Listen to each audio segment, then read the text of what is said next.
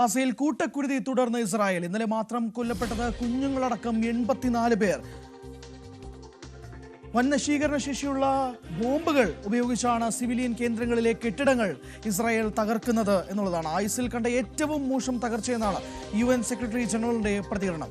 അതിനിടെ 47 ബന്ദികൾക്ക് വിട പറഞ്ഞുള്ള പോസ്റ്റർ ഹമാസ് പുറത്തിറക്കി. MG മിഥുൻ ചേരുന്നുണ്ട് വിശദാംശങ്ങളുമായി. മിഥുൻ, എന്താണ് ഏറ്റവും കൂടുതൽ വിവരം? ഹരി, വളരെ ദുഃഖകരമായിട്ടുള്ള വാർത്തകളാണ് കഴിഞ്ഞ കുറച്ച് ദിവസങ്ങളായി ഗാസയിൽ നിന്ന് പുറത്തു വരുന്നത്. കഴിഞ്ഞ ദിവസവും സമാനമായ ആക്രമണത്തിൽ നിരവധി പേർ കൊല്ലപ്പെടുന്നു, കുഞ്ഞുങ്ങളടക്കം മരിച്ചു വീഴുന്ന സാഹചര്യം. ഒപ്പം തന്നെ തെക്കൻ ഗാസയിൽ കൂടുതൽ ആളുകൾ എത്തിയതിനെ തുടർന്ന് അവിടെ കഴിയാൻ പറ്റാത്ത സ്ഥിതിവിശേഷം, ഭക്ഷണമില്ലാത്ത സ്ഥിതിവിശേഷം. ഒപ്പം തന്നെ ഈ അൽറാഷിദ് റോഡിലൂടെയൊക്കെ കഴിഞ്ഞ ദിവസം ഈ ഒരു പാത അടച്ചതിനെ തുടർന്ന് അവിടെ നിരവധി പേർ കുടുങ്ങിക്കിടക്കുന്ന സ്ഥിതിവിശേഷമൊക്കെ ഉണ്ടായത് നമ്മൾ കാണുകയും ചെയ്തതാണ്. അതിലൊന്നും തന്നെ ഒരു പ്രതിസന്ധി അല്ലെങ്കിൽ ഒരു പരിഹാരം കാണാൻ ഇതുവരെയും സാധിച്ചിട്ടില്ല എന്നുള്ളതാണ്. ഇവരെ നിന്ന് ഏകദേശം 5 ലക്ഷത്തോളം ജനങ്ങൾ ഇതിനോടകം തന്നെ പലായനം ചെയ്തിട്ടുണ്ട്. നിരവധി ആളുകൾ ഇപ്പോഴും ഗാസ സിറ്റിയിലും വടക്കൻ ഗാസയിലും ഒക്കെയായി കഴിയുകയും ചെയ്യുന്ന ഒരു സ്ഥിതിവിശേഷമാണ്. അത്രത്തോളം ഭയാനകരമായിട്ട് എപ്പോൾ വേണമെങ്കിലും തങ്ങൾക്ക് നേരെ ആക്രമണം ഉണ്ടാകാം, തങ്ങൾ മരിച്ചു വീഴാമെന്നുള്ള ആ സാധ്യത മുന്നിൽ കണ്ടുകൊണ്ട് തന്നെയാണ് അവിടുത്തെ ജനങ്ങൾ കഴിയുന്നത് എന്നുള്ളത് തന്നെയാണ്. ഒരു നേരത്തെ അന്നത്തിനായി കേഴുന്ന കുഞ്ഞുങ്ങളെ പോലും നമുക്ക് കാണാം. അത്രത്തോളം മനസ്സ് മരവിപ്പിക്കുന്ന തരത്തിലുള്ള കാഴ്ചകളാണ് ഗാസ മുനമ്പിൽ നിന്ന് നമുക്ക് കാണാൻ സാധിക്കുകയും ചെയ്യുന്നത്.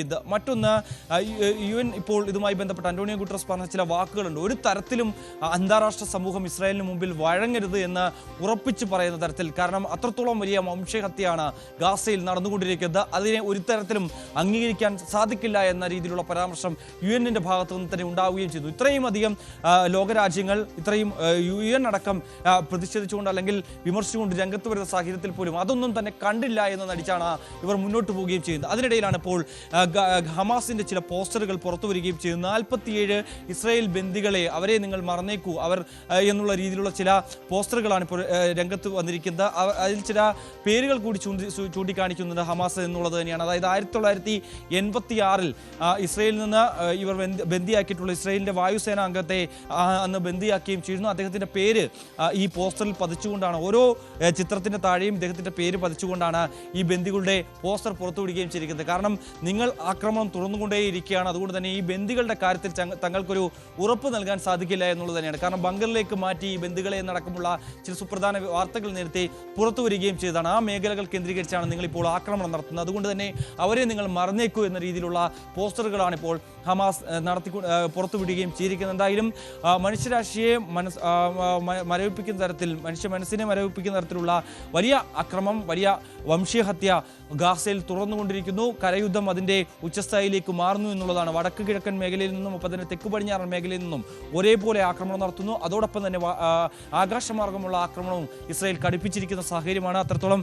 വലിയ ബോംബറുകൾ ഉപയോഗിച്ചുകൊണ്ട് പല കെട്ടിടങ്ങളും തകർക്കപ്പെടുകയാണ്. ഗാസ സിറ്റി ഹൃദയഭാഗത്തേക്ക് ഇസ്രായേൽ സൈന്യം എത്തിക്കഴിയുകയും ചെയ്തു. പക്ഷേ അവർ പറയുന്ന ചില കാര്യങ്ങളുണ്ട്. അതായത് 2 മാസത്തോളം സമയം വേണ്ടിവരും ഗാസ പൂർണ്ണമായും കീഴടക്കാൻ എന്നുള്ളതാണ്. അതായത് ഒരു മനുഷ്യരാശിക്ക് അല്ലെങ്കിൽ ഒരു മനുഷ്യരും അവിടെ താമസിക്കാൻ കഴിയാത്ത തരത്തിൽ ഗാസയെ തകർക്കുക എന്ന ലക്ഷ്യം മുന്നിൽ കണ്ടുകൊണ്ടാണ് ഇവർ മുന്നോട്ട് പോകുന്നത് എന്നുള്ളതാണ് നമുക്ക് മനസ്സിലാക്കാൻ സാധിക്കുന്നത്. ആ രീതിയിലുള്ള ആക്രമണം അവിടെ തുടരുകയും ചെയ്യുന്നു. എന്തായാലും കഴിഞ്ഞ ദിവസവും ആക്രമണത്തിൽ നിരവധി പേർ കൊല്ലപ്പെടുന്നു. 65,000-ന് മുകളിൽ ഈ ഡെത്ത് ടോൾ വർദ്ധിക്കുകയും ചെയ്തിരിക്കുന്നു. അതിൽ കൂടുതൽ ആളുകൾ മരണപ്പെട്ടിട്ടുണ്ടാകാമെന്നുള്ള ഒരു അനൗദ്യോഗിക വിവരങ്ങൾ കൂടിയുണ്ട്. പ്രത്യേകിച്ച് ഈ കെട്ടിടങ്ങളിലൊക്കെ കുടുങ്ങിക്കിടക്കുന്നവർ എത്ര പേരുണ്ട് എന്ന് നമുക്കിപ്പോഴും അറിയാൻ സാധിക്കുന്നില്ല. അത്രയും വലിയ ബഹുനില കെട്ടിടങ്ങൾ വലിയ ബോംബുകൾ ഉപയോഗിച്ചുകൊണ്ട് ഇസ്രായേൽ തകർക്കുകയാണ്.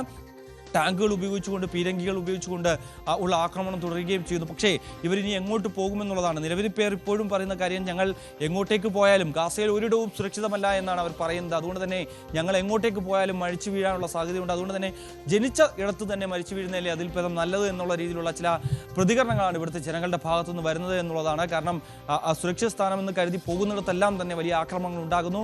ഭക്ഷണം മൂലം, പട്ടിണി മൂലം മരിക്കുന്നവരുടെ എണ്ണവും വർദ്ധിച്ചു വരുന്നു എന്നുള്ള അതീവ ദുഃഖകരമായിട്ടുള്ള വാർത്തകളാണ് ഗാസയിൽ നിന്ന് വരുന്നത്. ഹരി, അത് തന്നെയാണ് സംഭവിച്ചുകൊണ്ടിരിക്കുന്നത്. നാളുകളായി ഇത് തുടർന്നുകൊണ്ടിരിക്കുന്ന ഒരു സാഹചര്യമുണ്ട്. കൂട്ടക്കുരുതിയാണ് ഗാസയിൽ തുടരുന്നത്. മിഥുൻ സൂചിപ്പിച്ചതുപോലെ തന്നെ ഗാസയിൽ എവിടെ പോയാലും തങ്ങൾ മരണപ്പെടുമെന്നുള്ളതുകൊണ്ട് തന്നെ സ്വന്തം നാട്ടിൽ അല്ലെങ്കിൽ സ്വന്തം ജനിച്ചെടുത്ത് തന്നെ മരിക്കുക എന്നുള്ള അവസ്ഥയിലേക്കാണ് ഗാസ നീളുന്നത് എന്നുള്ളതാണ്. കുഞ്ഞുങ്ങളടക്കം കഴിഞ്ഞ ദിവസം 84 പേരാണ് മരണപ്പെട്ടത് എന്നുള്ളതും കൂടി ഓർക്കണം. തൻ്റെ ആയുസ്സിൽ കണ്ട ഏറ്റവും മോശം തകർച്ച എന്നാണ് UN സെക്രട്ടറി ജനറലിൻ്റെ പ്രതികരണവും വന്നിരിക്കുന്നത് എന്നുള്ളതാണ്. MG മിഥുനാണ് വിശദാംശങ്ങൾ നൽകിയത്.